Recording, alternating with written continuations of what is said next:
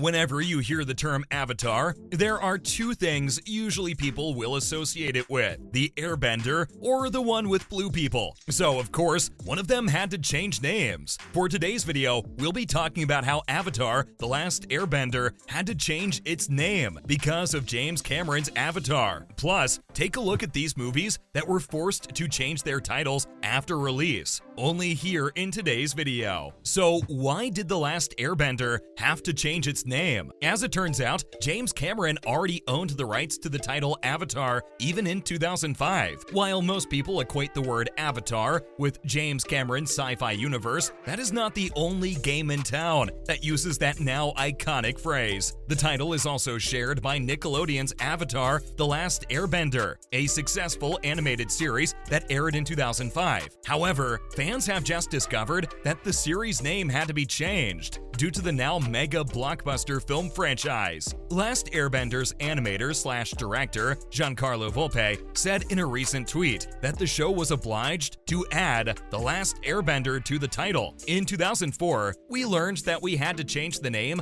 of our show from Avatar to Avatar: The Last Airbender because James Cameron already had the rights to a movie called Avatar. Volpe wrote in a tweet, "Although The Last Airbender technically came out first in 2005, for years before Avatar's box office dominance, Cameron began work on that historic blockbuster in 1994. Cameron officially revealed Avatar as his next picture after his other hit film Titanic appeared in 1996. Fans had no idea at the moment that they would have to wait 13 years before witnessing their fantasy come true in 2009. Cameron had the title rights for many years. Due to the proximity of each project, with Last Airbender ending its epic 3-season run in 2008, fans of each property frequently pondered if there was ever a connection between them. That link only includes the name, but Volpe also pointed out some fairly humorous similarities, joking in his post, adding how the sequel is titled The Way of Water, but if part 3 is dubbed The Firebending Masters, they would riot. The plot of Last Airbender revolved around Aang, the last remaining airbender, and Avatar. In this universe, an avatar is someone who can wield all 4 elements: earth, air, wind, and fire. Each season, Aang and his allies attempted to master one of Avatar's last 3 remaining elements to destroy the feared Fire Lord. The very first season, which was all branded books by the franchise, was titled Water. Way of Water is about, well, water, which is an unusual coincidence. As Volpe jokes in his essay, if the Na'vi starts bending earth and fire, we suppose they can sue. In all honesty, the name change was a win-win situation for both franchises. The Last Airbender, excluding the terrible M. Night Shyamalan adaptation, is considered to be one of the best animated programs of all time. This behind-the-scenes information would also explain why The Legend of Korra, Last Airbender's equally great follow-up series,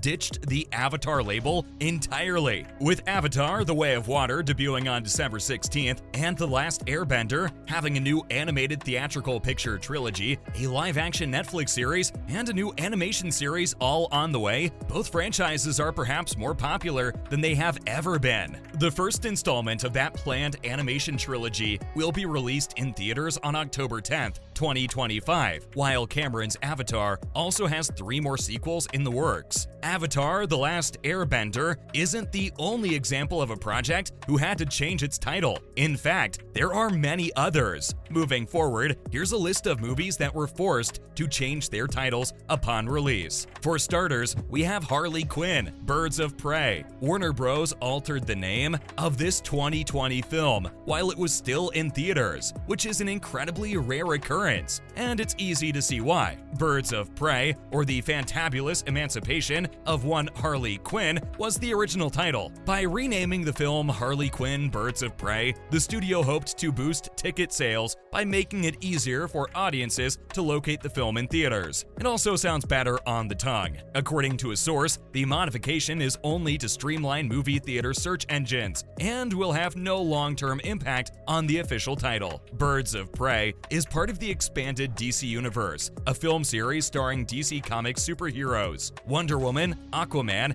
and the Suicide Squad, from which Harley Quinn came, are all part of the Warner Bros. Franchise. Margot Robbie plays the cheery supervillain in Birds of Prey, which recounts her antics after breaking up with the Joker. The next one is none other than Star Wars. George Lucas's Star Wars became an unexpected smash in 1977. No one expected a young filmmaker's ambitious but somewhat corny space story to become a global franchise with many films that would remain relevant for decades. But it was evident right away that Lucas had something very profitable on his hands, so a sequel was developed. When The Empire Strikes Back was released in 1980, the opening crawl caught people off guard. They were watching Episode 5, not Episode 2. The studio had originally omitted the numbering of the Star Wars title to avoid confusing fans. They were seeing the midst of the story, not the beginning, which would be released 2 decades later in 1999 with The Phantom Menace. The studio was forced to rename the original as a result of the revelation. As a result, when Star Wars was re-released in theaters in 1981, it was dubbed Star Wars Episode 4: A New Hope. And as they say, the rest is history. The next movie on the list is Dead Alive. Before the Lord of the Rings trilogy rocketed him to legendary filmmaker stardom, Peter Jackson made unique, low-budget pictures in his native New Zealand. Dead Alive, a gruesome horror comedy from 1993, was one of them. The over-the-top zombie film, first released in New Zealand under the title Brain Dead, is evocative of Sam Raimi's equally grotesque Evil Dead franchise. It tells the story of a young man whose mother gets bitten by a Sumatran rat monkey and then reanimated, wreaking havoc on his life and the lives of others around him. Despite being a box office flop at the time, it has gained cult appeal since Jackson's ascension to the A-list. According to rumors, the film was titled Dead Alive in the United States due to a copyright issue. Another horror film, Brain Dead, starring Bill Pullman and Bill Paxton, was released just 3 years earlier in 1990, and it was likewise a failure. Next on the list is Edge of Tomorrow. This funny 2014 sci-fi action film starring Tom Cruise grossed over $100 million in the United States and was widely acclaimed. Despite grossing $370 million globally, it was regarded as a letdown, given that the film cost $178 million to produce. Its forgettable title was changed to Live when it was released on DVD. Die, Repeat. It was a long and tortuous route to that title. The film, based on the Japanese novel All You Need Is Kill, was renamed the less violent but more generic Edge of Tomorrow, which some believe led to the film's dismal reception. It was a name that filmmaker Doug Liman did not like. He wanted Live, Die, Repeat, which became the phrase and eventually became the DVD title. While it's debatable if the name was formally altered, websites like Amazon and Rotten Tomatoes took it on. The working title of the sequel, Live, Die, Repeat, and Repeat, is likewise a play on the new name. Continuing with the list, we have Arabian Night. Talk about a long road. It took decades for this box office flop to be released. After that, it went by 3 distinct names. The story was conceived in the 1960s by Richard Williams, well known as the animation director for Who Framed Roger Rabbit. Due to funding concerns and ambitious animation, the film went in and out of production for decades before being released 3 times in the 1990s. Hoping to capitalize on the success of Disney's 1992 animated Aladdin, it received a limited release internationally under the title The Princess and the Cobbler in 1993. Miramax Films later purchased and re-edited the film, renaming and releasing it as Arabian Night in 1995. All for naught, as it remained a disaster. The title was changed again when it was released on home video in 1997 to The Thief and the Cobbler. And then we also have Formula 51. When it was first released in the United Kingdom in 2001, the Samuel L. Jackson action film Formula 51 was known as the 51st State. It tells the story of an American drug dealer, played by Jackson, who travels to England to market a revolutionary new mixture he invented. It is said to transport users to the 51st state, as it is 51 times more potent than any other narcotic in the world. However, the designation 51st state has a completely different meaning in the United States. It refers to any future region that will become the country's 51st state. It can also have negative overtones if America has too much power or influence over an international jurisdiction. As a result, the distributor most likely determined that Formula 51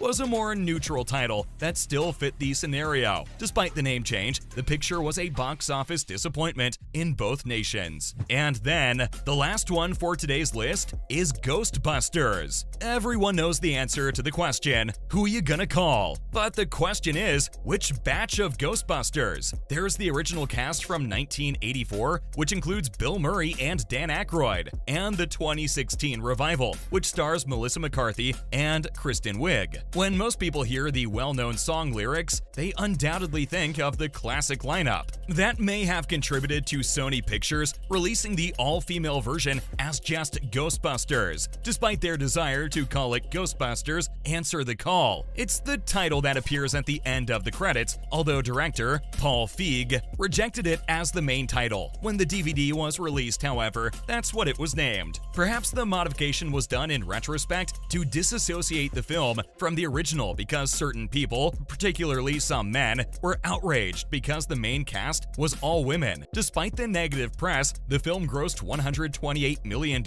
in the United States and $229 million worldwide. However, because it cost $144 million to produce, it is still deemed a box office failure. However, it appears unlikely that the ambiguous addition of Answer the Call boosted DVD sales enough to compensate for some of the lost earnings. With that, we're wrapping up today's video about why Avatar: The Last Airbender had to change its name, as well as a short list of movies that also had to do the same. Do you know of any other movie that should be on today's list? Let us know in the comment section below. Thanks for watching today's video, and before you go, don't forget to leave a like and subscribe to our channel with the notification bell on for more videos like these. See you next time.